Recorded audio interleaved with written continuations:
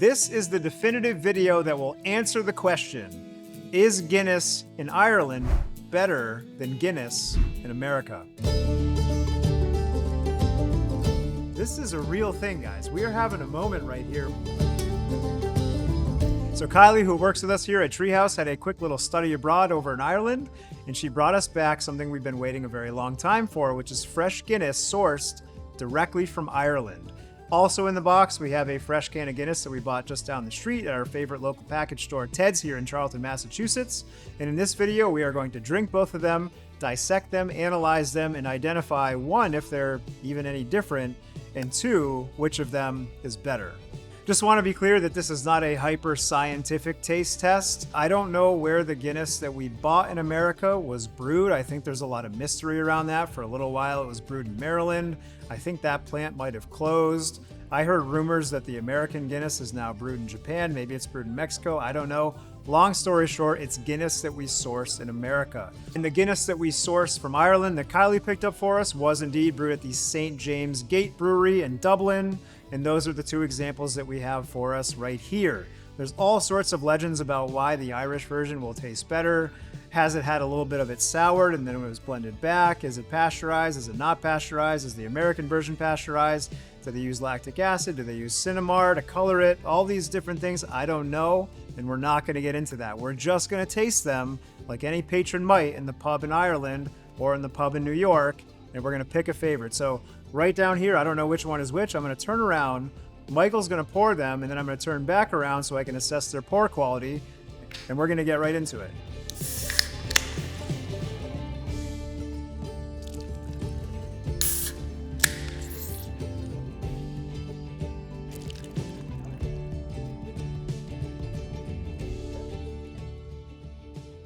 All right, on the pour, they look the same. They look the same.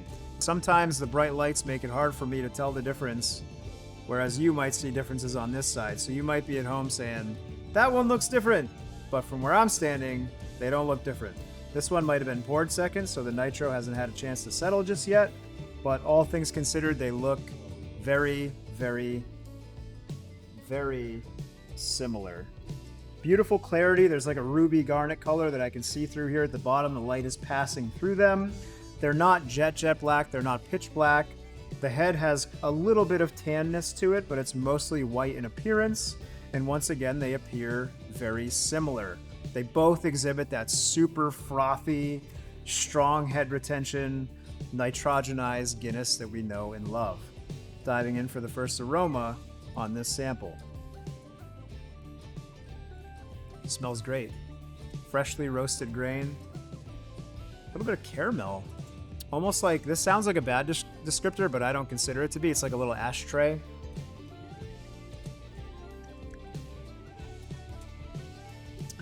Milky, inky, creamy, coffee forward. Very light, easy to drink. Washes off of the palate. That's Guinness. Second sample. Interesting. This one smells a little more chocolatey. A little bit sweeter, a little bit fuller. I didn't expect them to smell so different.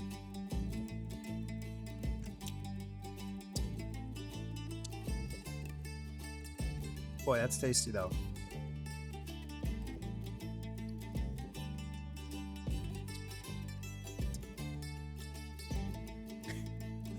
This is going to take me a minute. This is where your brain starts playing tricks on you. I can tell you right off the bat, they're not that different. And if they are different, it could be a function of handling, age, how long they were refrigerated, the way that they traveled, and so on and so forth. But one thing is for sure, these two examples, one sourced in Ireland, one sourced from America, are striking me as very, very similar.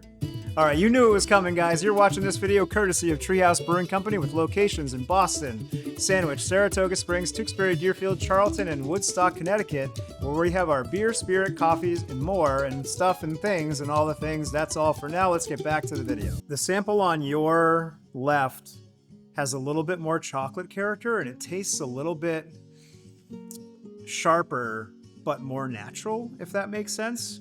Sample on the left has like a little bit of a twang to it, and I don't know if that twang is that acidity twang that you hear about, or if it's almost like a lower quality commodity style ingredient staleness. I can't really wrap my head around it, but this one to me tastes a little more complex and a little more natural, and this one has a twang to it. I'm not sure which one I like better, but as I drink them, they are definitely starting to exhibit some differences.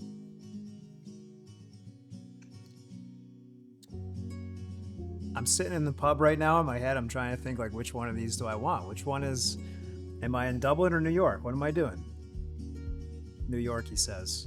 What kind of a Massachusetts guy says New York? We're either in Dublin or we're in Boston. Those are the only two places you drink Guinness.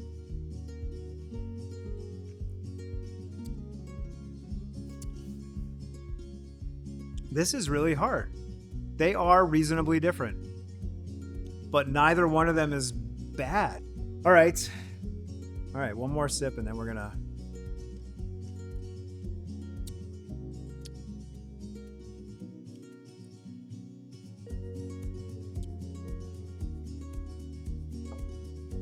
I don't know if this is a controversial answer. I don't know which one is which.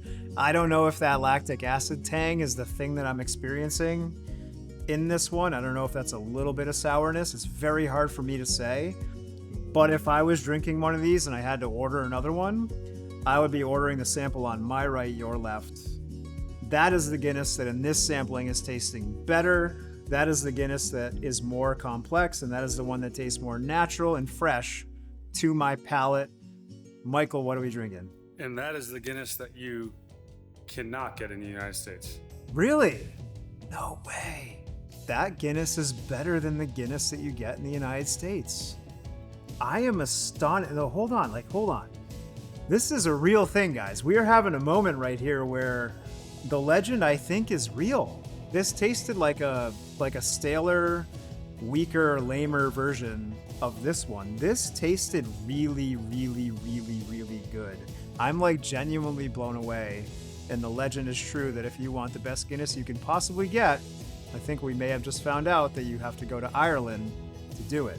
You were telling me you wanted me to look at the cans? This says 4.1% alcohol. This says 4.2. It's funny. A lot of people left comments on the other video that said that we were wrong about Guinness being 4.2. And in America, at least this version, is 4.1. For me, that video was a bit of a roller coaster. At first, I thought it wasn't going to be very interesting. And then as these were allowed to warm up, they really started to express themselves. So I think we can confidently say that we've confirmed the legend that Guinness in Ireland is better than Guinness in America. Thanks for watching. Like those comments up, like this video, subscribe to the channel if you want to see more of this content. We'll see you next time. Take care.